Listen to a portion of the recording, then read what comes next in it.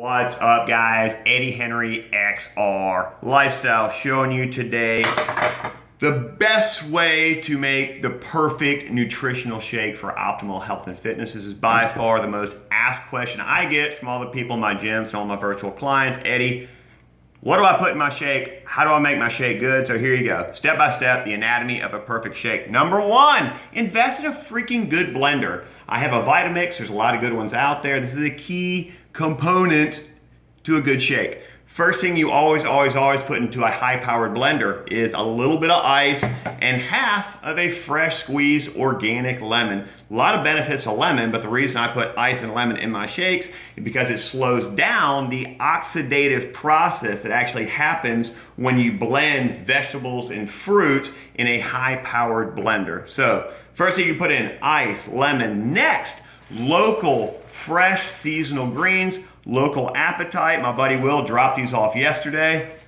Bok choy, kale. I will put a handful or a bunch into my Vitamix. Again, greens are always the cornerstone of any shake or meal. If you don't have any type of local greens or seasonal and fresh, that's when the athletic greens and the Organifis and all those other processed green concoctions can be added. Second step, or actually the third step if you're counting the ice and lemon, are healthy fats. This is my healthy fat trio. I use a teaspoon of Thrive extra virgin olive oil, a teaspoon of Primal Kitchen avocado oil. If you can find a local fresh seasonal avocado, you don't have to use that, but good luck with that if you live in the South.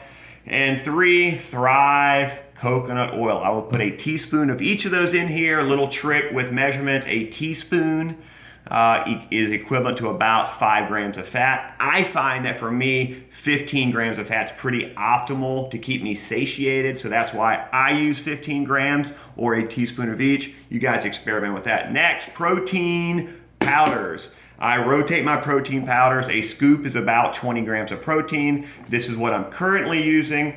I will also go plant-based and use chia proteins, hemp proteins. I'm also a big fan of collagen proteins, but rotate the proteins through. Never let your body get used to one thing.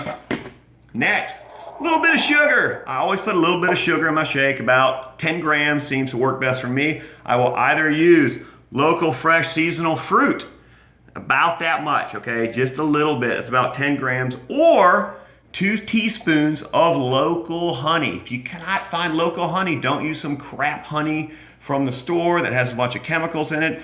If you don't have anything local, I use a product called D-ribose. 10 grams of D-ribose. It really helps my metabolism, your ATP. That's for a whole nother video. Next step in your shake is blood sugar control, blunt the insulin response so you don't get hungry after your meal. I will put about a teaspoon of apple cider vinegar and a couple shakes of cinnamon in the shake.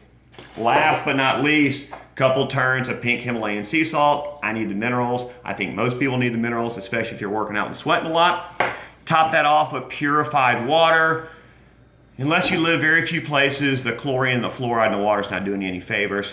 Get a good filter. That concoction keeps me satiated for 4 to 6 hours and actually gives me energy for that whole time. And that's the goal with any meal. If you eat a meal and you're hungry an hour later, it's not working for you. If you eat a meal and you don't have energy a couple of hours later, it's not working for you. So again, that concoction works for me. I'm full for hours, I have energy for hours. Hope you enjoyed it. Try it out, experiment, see what works best for you. For all our videos, check out xrlifestyles.com. See you guys.